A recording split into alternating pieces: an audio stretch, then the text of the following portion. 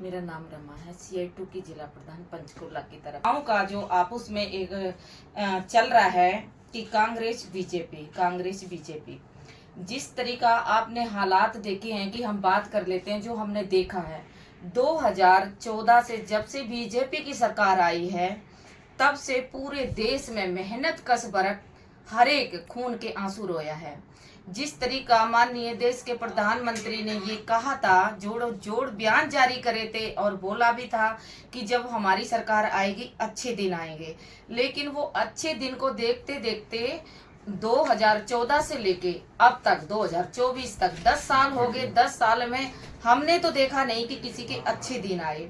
जिस तरीका आपने देखा किसानों का आंदोलन चला, उन पे गोलियां चलवाना, गर्म पानी डलवाना, लाठीचार्ज करवाना, रोड पे कीले ठुकवाना, जिस तरीका से कि एक जैसे हिंदुस्तान पाकिस्तान का एक बॉर्डर होता उस तरीका से जो सरकार ने हालात करी वो देखने को मिली पूरी जनता के लिए। दूसरी बात है जिस तरीका हमारी आंगनवाड़ियों का प्रदर्शन चला जो कि पंचकुला में आई हुई थी अपने मांग मुद्दों को लेके कि सरकार से ये मांग है कि सभी कच्चे कर्मचारियों को हर एक मेहनत कश को पक्का किया जाए।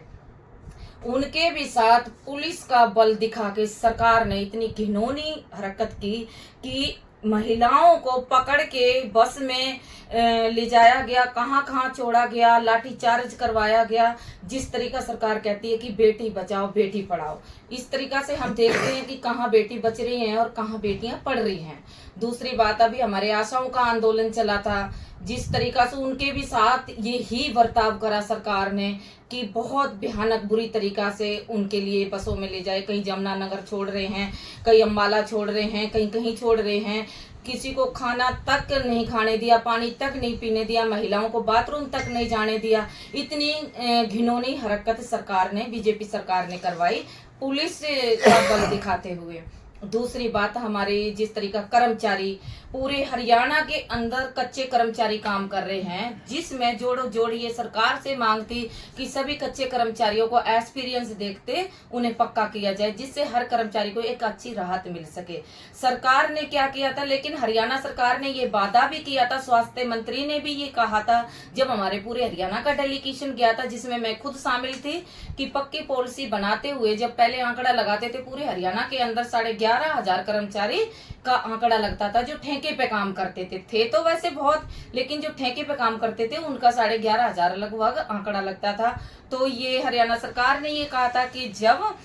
पक्की पॉलिसी आएंगी तो पहले ये कच्चे कर्मचारियों को पक्का करेंगे, लेकिन उनके भी साथ बड़े दुर्भाग्य की बात रही सरकार की, उनके भी साथ धोखा किया हरियाणा कौशल रोजगार निगम बना के, जिससे हर एक कर्मचारी फिर परेशान है क्योंकि बार बार ये मांग कर रहे हैं कि सभी कच्चे कर्मचारियों को जितने भी विभाग में लगे हुए उनको पक्का किया जाए, जिससे हर कर्मचारी ये खुश हो सके कि हमारी कोई सरकार थी जो हमारे लिए भी एक अच्छा काम किया। दूसरी बात, हमारे पंचकुला के जिस तरीका हरियाणा के पंचकुला के भी जो स्पीकर ज्ञानचंद गुप्ता विधायक जी,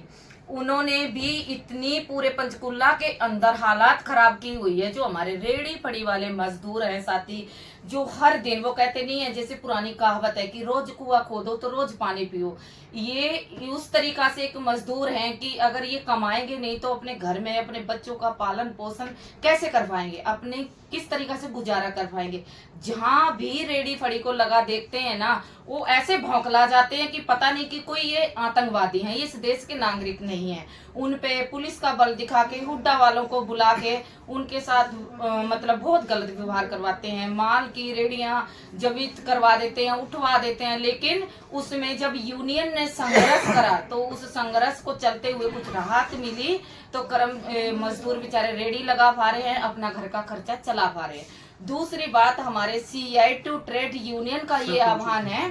पूरे हरियाणा के अंदर कि इंडिया गठबंधन के जो भी प्रवक्ता खड़े हैं उनको जिताया जाए। जो सरकार ने हालात किए हैं उस हालात को देखते हुए, दुखी होते हुए यही सबका फैसला है कि इंडिया गठबंधन को जिताया जाए।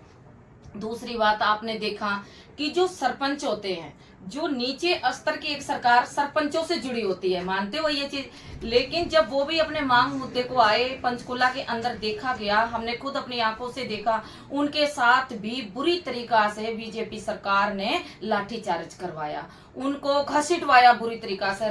सड़क के अंदर, और उसी तरीका से कर्मचारी के साथ हुआ, उसी तरीका से किसानों के साथ। किसानों का तो अभी प्रदर्शन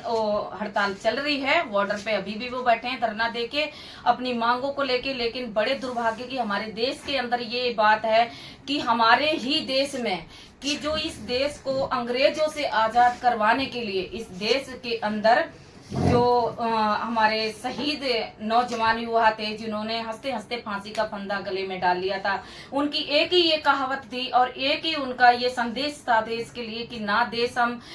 गुलाम रहने देंगे अंग्रेजों का, और ना ही किसी देश के नागरिक को गुलाम रहने देंगे, इस देश को आजाद करवाएंगे। जिस तरीका संविधान में भी लिखा गया था कि सभी को एक समान समझा जाएगा, जो कि कानून, ये लोकतंत्र है, ये देश के अंदर हर एक इंसान अपनी बात रख सकता है। लेकिन आज कोई भी, चाहे कोई कर्मचारी है, चाहे कोई किसान है, चाहे कोई भी मजदूर है, अगर अपने हक की बात उठाएगा तो वो देशद्रोही है, उस पर मुकदमा करवा के यह सरकार अंदर डलवाने का काम करती है। तो हम इस सरकार की कड़े शब्दों में घोर निंदा करते हैं और ये ही अपील भी करते हैं कि जिसकी भी सरकार बनेगी, हमारी यही मांग है कि जितने हरियाणा के अंदर कच्चे कर्मचारी उन्हें पक्का किया जाए, आशाओं को, आंगनवाड़ियों को, इनको जितना भी मतलब कच्चा वर्ग काम कर रहा है उनको सबको पक्का करा जाए, जिससे जैसे बाहरी देश आपने देखे हैं, अमेरिका हो गया, जितने भी बाहर मतलब देश हैं, उनमें क्यों लोग इंडिया के जा रहे हैं, वो इसलिए जा रहे हैं कि वहां पे इनकम ज्यादा है, वो अपना गुजारा कर पा रहे हैं। लेकिन इंडिया के अंदर ऐसा क्यों नहीं है? लेकिन इंडिया के अंदर जब ही हो सकता है जब ये सरकारी संस्था पूरे इंडिया के अंदर बचेगी, लेकिन इसको भी सरकार ने निशाने पे ले ली है। तो ऐसी सरकार की हम कड़े शब्दों में घोर निंदा करते हैं। जी आपका? अमरनाथ वर्मा, महासचिव फुटपाथ वर्कर स्वरोजगार बचाओ संघर्ष समिति पंचकुला। क्या पिछले आंदोलनों में मतलब जब से 2014 से लेकर के आज तक बीजेपी की सरकार है और तमाम वर्ग, चाहे वो किसान हो, मजदूर हो, कर्मचारी हो, रेडी फड़ी का वर्कर हो, आशा वर्कर हो, मिड डे मील हो, आंगनवाड़ी वर्कर हो, सब पे ये सरकार जो है इनकी मांगों को सुनने के बजाय, बातचीत करने के बजाय लाठियों का प्रयोग किया। लाठियों का प्रयोग करते हुए हर आंदोलन को दबाया गया। तो हम इसलिए इस पर अपने तमाम मेहनतकश वर्ग से अपील करते हैं कि आज समय चुनाव का है और चुनाव में इसको गंभीरता से लेते हुए हर एक मेहनतकश वर्ग जो है वो भारतीय जनता पार्टी के उम्मीदवार को हराने का काम करे और जो है जीतने वाले इंडिया गठबंधन के जो उम्मीदवार हैं साथी श्री वरुण चौधरी जी को, उनके पक्ष में मतदान करें।